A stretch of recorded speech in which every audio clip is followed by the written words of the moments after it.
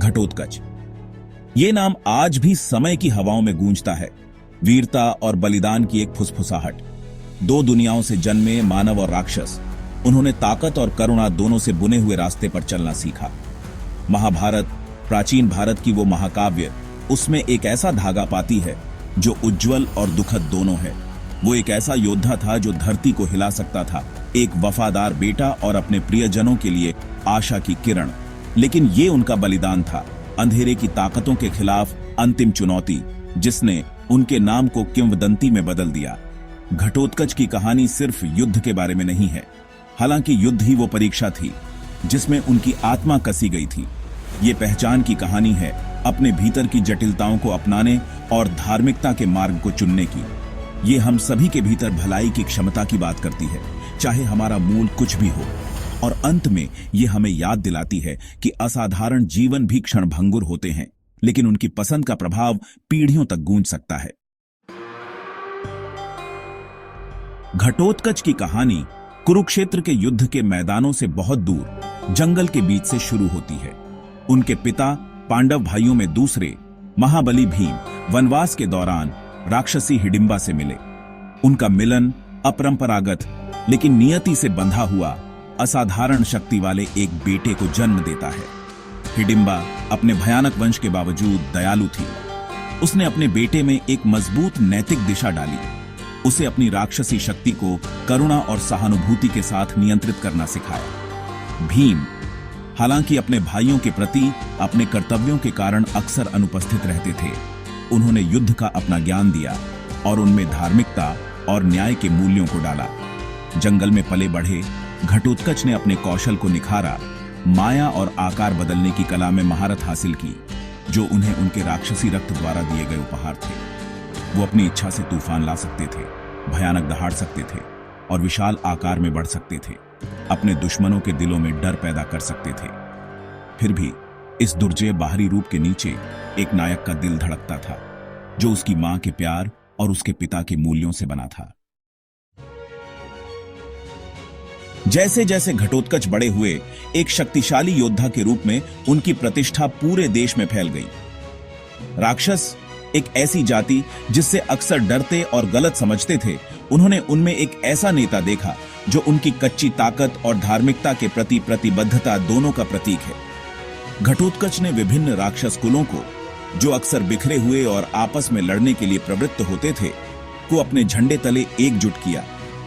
उन्होंने आचार संहिता स्थापित की, जिसमें कमजोरों की सुरक्षा और न्याय को बनाए रखने पर जोर दिया गया। उनका शासनकाल समृद्धि और शांति से भरा हुआ था। उन्होंने अपने लोगों को बाहरी खतरों से बचाया, दुष्ट प्राणियों और अत्याचारी शासकों से लड़ाई लड़ी। घटोत्कच का शासन उनकी दोहरी विरासत का प्रमाण बन गया। उन्होंने अपने राक्षसी स्वभाव को अपनाया, अपनी शक्ति से नहीं शर्माए, बल्कि इसे धार्मिक कारणों की ओर लगाया। अपने पिता द्वारा स्थापित मानवीय मूल्यों को दर्शाया। उन्होंने साबित कर दिया कि असली ताकत सिर्फ ताकत में नहीं, बल्कि इसका इस्तेमाल बड़े अच्छे के लिए करने की इच्छा शक्ति में है। भाग 4, निर्वासन और अटूट समर्थन। जब पांडव छल के शिकार निर्वासन के लिए मजबूर हुए, तो घटोत्कच ने उनके प्रति अपनी अटूट निष्ठा का वचन दिया। उन्होंने उनकी दुर्दशा में उन अन्यायों का प्रतिबिंब देखा जिनके खिलाफ उन्होंने लड़ाई लड़ी थी। उनकी कठिन यात्रा के दौरान जंगल का उनका ज्ञान अमूल्य साबित हुआ। उन्होंने खतरनाक जंगलों के माध्यम से उनका मार्गदर्शन किया, जंगली जानवरों से उनकी रक्षा की और अपने दुश्मनों से उन्हें छुपाने के लिए अपने भ्रम का इस्तेमाल किया। पांडवों के सबसे अंधेरे समय में, जब आशा खोती हुई प्रतीत हो रही थी, घटोत्कच की उपस्थिति शक्ति और आराम का स्रोत थी। वो उनके साथ खड़े रहे, एक मूक रक्षक, एक पल की सूचना पर अपना क्रोध उतारने के लिए तैयार। उन्होंने अपने निर्वासन के दौरान विभिन्न युद्धों में भाग लिया। उनकी उपस्थिति अक्सर पांडवों के पक्ष में होती थी। उनकी वफादारी कभी डगमगाई नहीं, उनके पिता के साथ उनके बंधन और उनके चाचाओं के प्रति उनके सम्मान का प्रमाण। उनके निर्वासन के दौरान घटोत्कच के अटूट समर्थन ने महाभारत के सच्चे नायक के रूप में उनका स्थान पक्का कर दिया। भाग 5, वीर बलिदान। जो होना था वो टल नहीं सकता था। पासा लुढ़क चुका था, चुनौती जारी की जा चुकी थी और कुरुक्षेत्र का युद्ध क्षेत्र इंतजार कर रहा था। ये अकल्पनीय पैमाने और क्रूरता का संघर्ष था। युद्ध के 13वें दिन घटोत्कच का भाग्य अपने दुखद चरमोत्कर्ष पर पहुंच गया। घटोत्कच ने अपनी राक्षसी शक्ति का पूरा प्रकोप अनलीस्ट कर दिया। वो विनाश का बवंडर बन गए। लेकिन भाग्य ऐसा लग रहा था कि पास एक क्रूर मोड़ था। धूर्त द्रोणाचार्य ने ब्रह्मास्त्र छोड़ा। कृष्ण घटोत्कच की ओर मुड़े। घटोत्कच ने अपने भाग्य को स्वीकार किया। उनकी मृत्यु ने युद्ध का रुख मोड़ दिया। भाग 6 एक किंवदंती की गूंज। हालांकि पृथ्वी पर घटोत्कच का समय कम हो गया था, उनकी कहानी गूंजती रहती है। पूरे भारत में उन्हें केवल एक योद्धा से अधिक के रूप में सम्मानित किया जाता है। वो बलिदान, अटूट निष्ठा और अच्छाई की क्षमता का प्रतीक हैं, जो सबसे अप्रत्याशित स्थानों में रहती है। कुछ आदिवासी समुदायों में उन्हें एक देवता, निर्दोषों के रक्षक और बारिश लाने वाले के रूप में पूजा जाता है।